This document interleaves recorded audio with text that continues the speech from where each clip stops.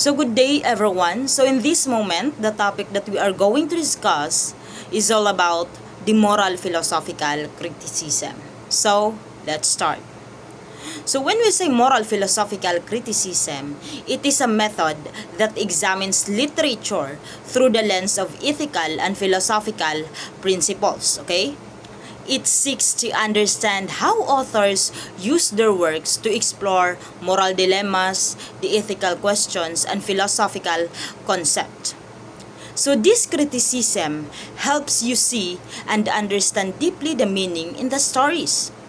And the aim of this criticism is first, it identifies flaws in moral reasoning. This could be faulty logic, biased assumptions, or inconsistencies in ethical principles. Second, it promotes deeper understanding of ethical issues. So by analyzing moral principles, we can gain a more nuanced understanding of complex ethical debates.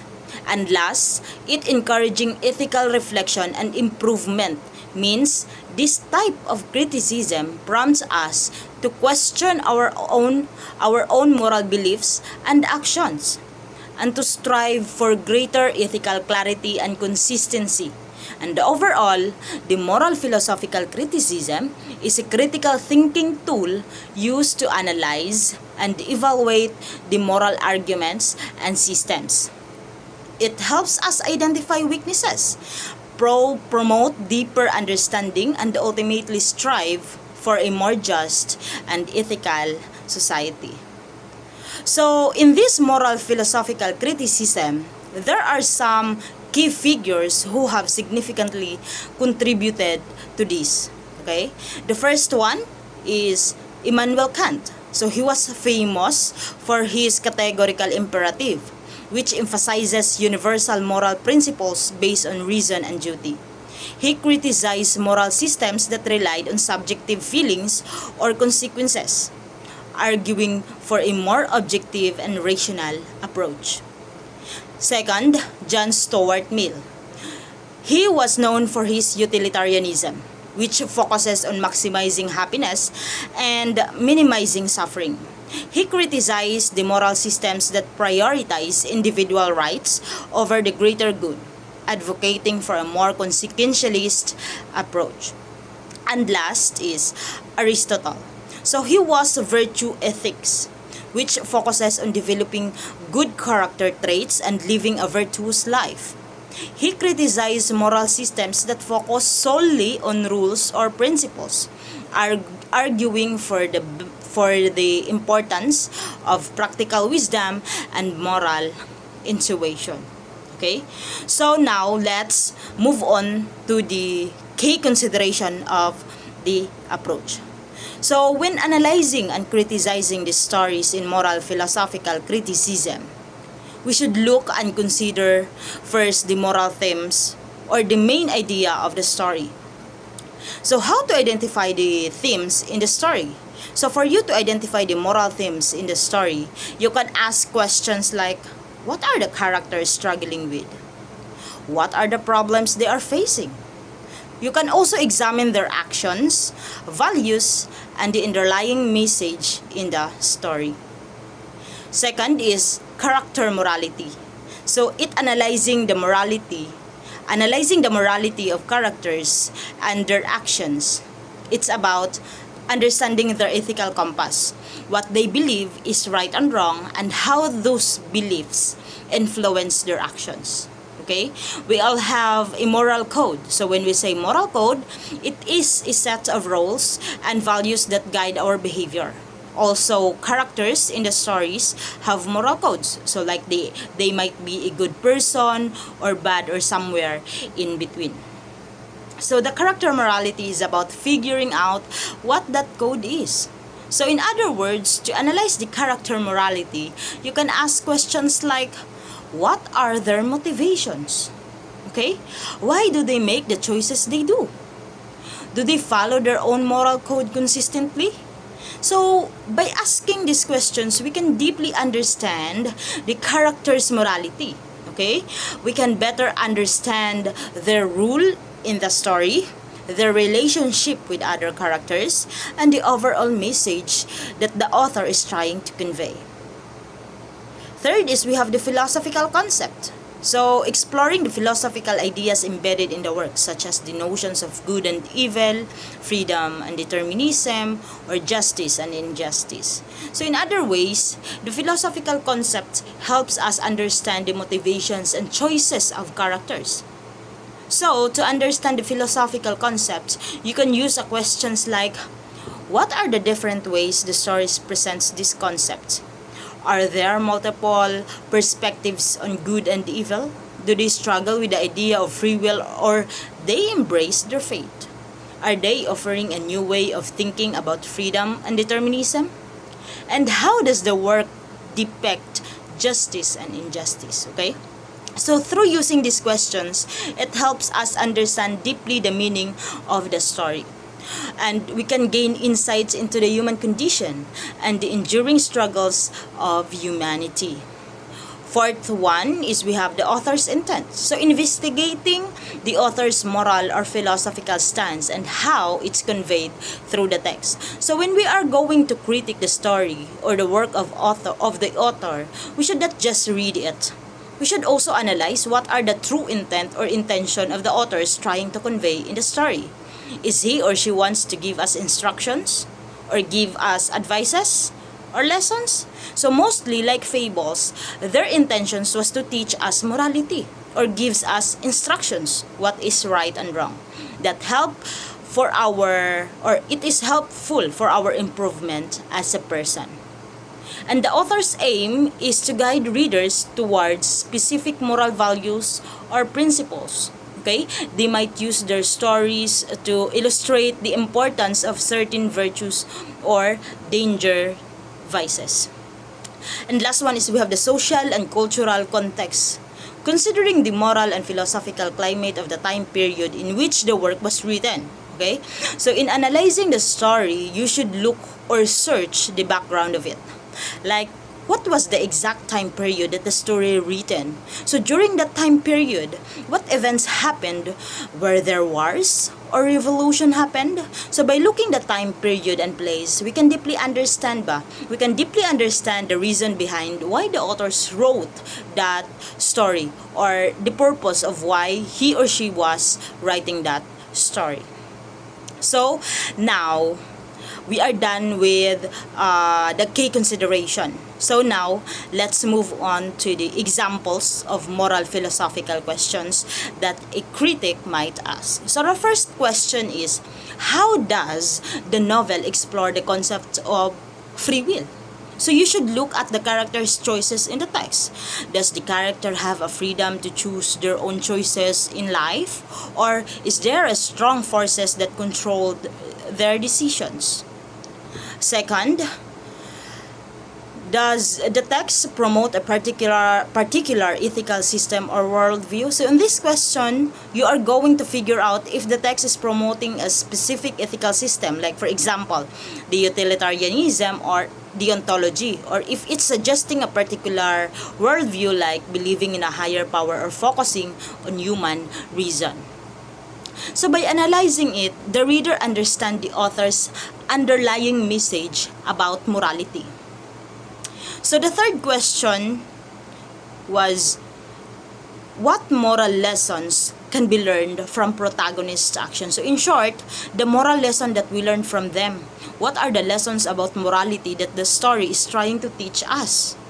We all know that protagonist is the character that portrays good attitude in the story. So through their actions, what lessons or values that we get and what is the effect of it to us in real life. And the fourth questions, the last one is, how does the author use the character to critique societal norms or values? So in this question, you are going to look at the rules of the characters in the story. What are the rules of women or men? How the author used the rules to judge or critique the issue like gender inequality or the corrupt system in the society. Okay? So by analyzing the rules of individual, we can depict and understand the situation during the time period where the story or text being written. Okay? And that's all my report, and thank you for listening, and I hope you understand something. And now let's welcome Mr. Ga to discuss his part. Thank you. Good day, everyone. I'm Emmanuel Ga, and I'm one of the reporter of Moral Philosophical Approach. So, the moral philosophical approach is an important method of literary criticism that allows readers to assess works through the lens of morality, ethics, and philosophy. This can provide valuable insights into how literature addresses fundamental human issues and concerns, such as justice, human rights, good versus evil, and ethical dilemmas. However, this approach has its own downsides. It is inherently subjective and depends greatly on the reader's individual moral compass. Additionally, focusing solely on moral or philosophical content can result in an oversimplified reading of the text, missing out of the richness of the literary elements. And lastly, this approach is useful for examining works that are intended to provoke moral or philosophical thought, but it may not be universally applicable to all types of literature. When used properly, it can stimulate meaningful discussion and reflection, but care must be taken to avoid reducing the text to just its moral message. So now, let's chat down each advantages and limitation of this criticism. So now let's first proceed to the advantages of this criticism. First is to deepen understanding. This approach can lead to a more nuanced and insightful comprehension of a text by examining its underlying moral or philosophical themes, values, and implications. It encourages readers to explore the author's intent, the character's motivations, and the broader societal context in which the work is situated. By focusing on the moral and philosophical dimension of a text, this approach enhances comprehension of its deeper meaning and significance. It encourages readers to interpret the ethical or philosophical lessons the author may be conveying.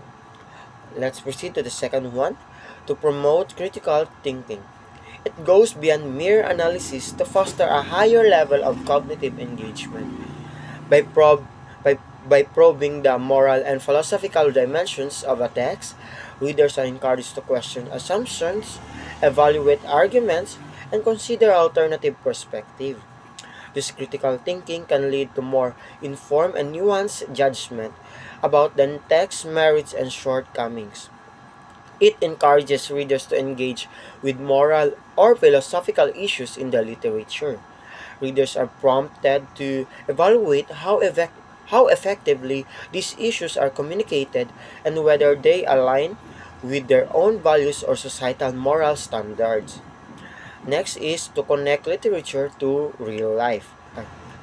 So this approach helps to bridge the gap between the fictional world of the text and the real world of the reader. By exploring the moral and philosophical issues raised in a work, readers can make connections to their own experiences, values, and beliefs. This can enhance their personal engagement with the text and deepen their understanding of its significance. This approach highlights the relevance of literature by linking its moral themes to broader societal and cultural issues. This makes the literature more engaging and applicable to real-world experiences and dilemmas. The fourth one is to encourage discussion and debate. The moral and philosophical dimensions of a text often raise complex and controversial questions.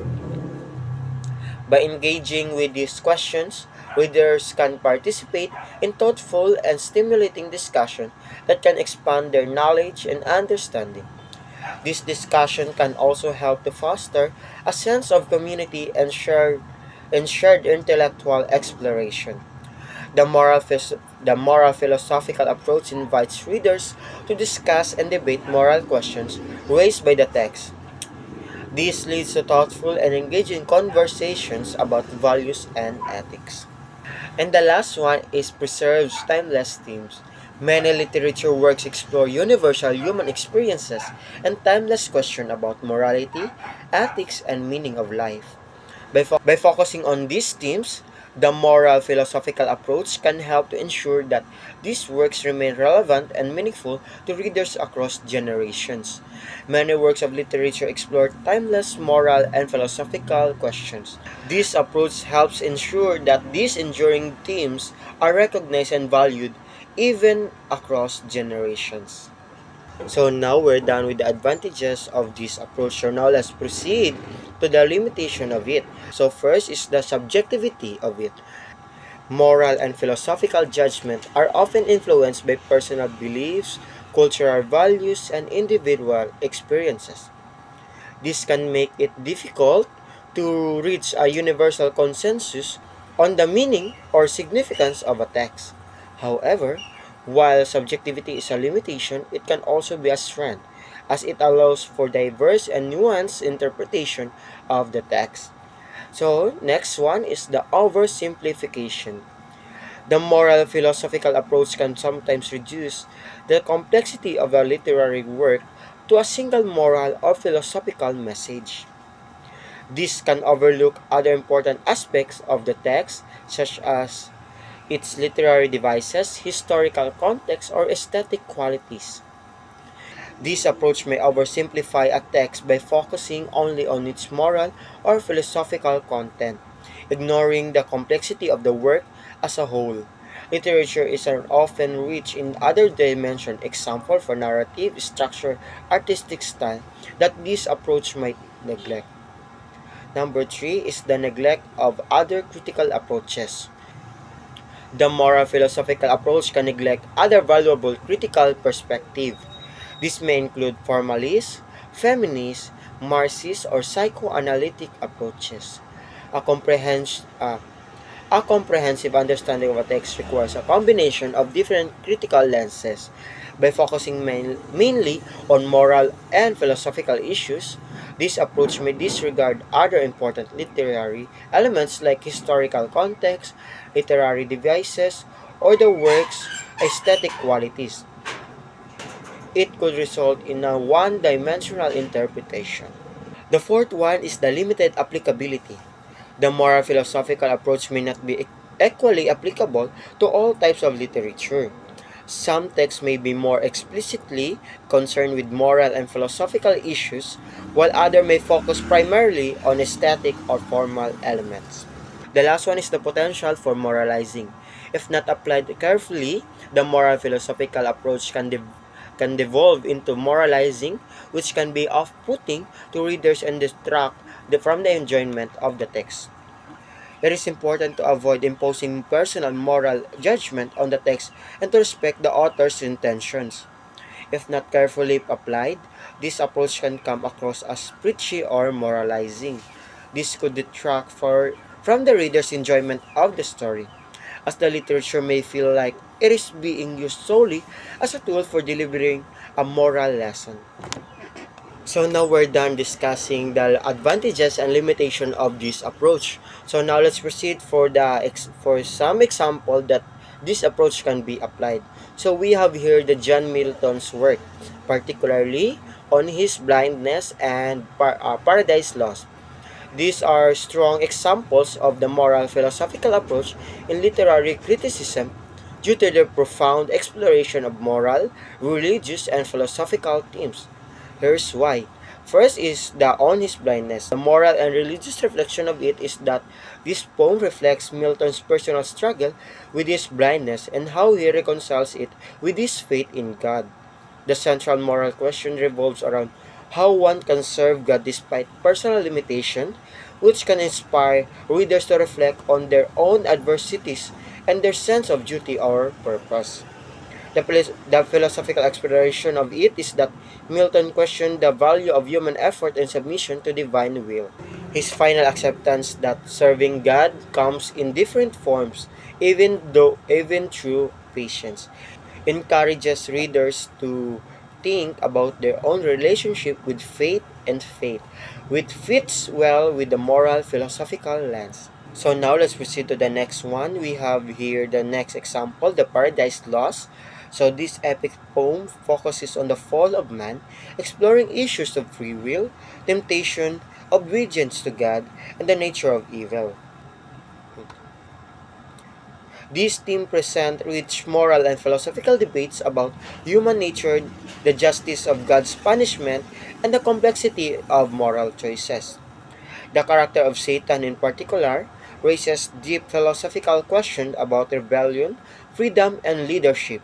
Satan's tragic fall can be interpreted as both a moral warning and a reflection on the complexities of pride and ambition. Paradise Lost addresses timeless moral questions such as the nature of sin, redemption, and justice. These universal concerns have led to ongoing debates about moral choices and responsibility, making it a prime candidate for moral philosophical analysis. So, both of Milton's works can be critically examined through a moral philosophical approach because they delve into a universal themes about morality, human suffering, and the divine. His writing doesn't just tell stories, it explores deep ethical and philosophical dilemmas that resonate with readers and offer rich ground for reflection on what it meant to live a moral life in the context of faith, service, and human limitation. So okay everyone, so now we're done on the by giving the examples of this approach. So now let's proceed on how to analyze a story through the moral philosophical lens. We have here a step-by-step procedure of it. So first, so first is to identify the moral landscape of the story. It means that this involves determining the key moral dilemmas or ethical issues present in the literary work. It's about recognizing the moral situation or question the characters face and how this shape the direction of the narrative. The moral landscape could include themes of good versus evil, justice, personal duty, or sacrifice. Identifying these moral elements sets the foundation for deeper analysis. Second one is to analyze the author's moral philosophy. This step asks you to examine what the author's view on morality seem to be based on how the characters act and what consequences they face. Is the author promoting a particular moral viewpoint or a set of values? Authors often use characters' plot and resolution to reveal their own attitude toward moral issues. For example, in John Milton's Paradise Lost, Milton's Christian worldview is deeply embedded in the story where obedience to God and the consequences of rebellion are explored. The third one is to apply philosophical frameworks. These involve is these involve using established philosophical theories or ethical principles to better understand the moral elements of that text. Frameworks like utilitarianism, virtue ethics, or existentialism can be applied to analyze the moral decision made by the characters. By applying these frameworks, you bring structure to the analysis. For instance, if a character makes a morally questionable decision for the greater good, you could evaluate it through the lens of utilitarianism, the idea of maximizing happiness for the greatest number. The fourth one is to evaluate the story's moral impact. This step is about assessing how effectively the story conveys its moral or philosophical message to the readers. Does the narrative challenge the reader's own moral beliefs, or does it reinforce certain values? The moral impact of a story lies in its ability to resonate with readers and provoke reflection or change. Does the work leave you questioning your views on morality? Or does it offer comfort by affirming widely held beliefs? By evaluating this, helps determine the work's ethical significance and relevance. So now, let's proceed to the last one, is to formulate a conclusion. What it means that after analyzing the moral elements, you draw conclusion about the story's overall moral or ethical message. For instance, what is the ultimate lesson or moral philosophy being presented in the literature. In this final step, you synthesize your analysis to present a coherent interpretation of the text's moral perspective. You should be able to articulate what the story teaches about the ethics, human nature, or societal values. So overall, this guide offers a structured approach to literary analysis through the moral philosophical lens, which focuses on extracting the and interpreting the ethical or philosophical implications of a literary work. By following these steps, you're able to evaluate not only the story's plot and characters, but also the deeper moral question it raises and how effectively it communicates this to the reader. This method fosters a deeper understanding of literature, encouraging reader to reflect on their own values while also engaging with the text's moral complexity. So that's it. So the moral philosophical approach to literary criticism focuses on the ethical, moral, and philosophical dimension of a literary work. This method evaluates literature based on its ability to convey lessons about life, human nature, and societal values. It encourages readers to consider how a story reflects or challenges moral beliefs and how it addresses universal themes such as justice, duty, love, sacrifice, and the nature of good and evil. So overall, the moral philosophical approach serves as a powerful tool for exploring the ethical implications of literature. It emphasizes the importance of understanding not only what happens in a story, but also why those events matter for a moral standpoint. By encouraging deep reflection on the values and principles conveyed by literary works, this approach fosters a greater awareness of how literature can shape, challenge, or affirm our moral outlook. Through this lens, literature is not just entertainment, it becomes a means of moral inquiry and philosophical exploration, helping readers engage with timeless human questions and moral dilemmas. So, this would end our report for the moral philosophical approach. We hope you like it, and that will be all. Thank you. God bless everyone.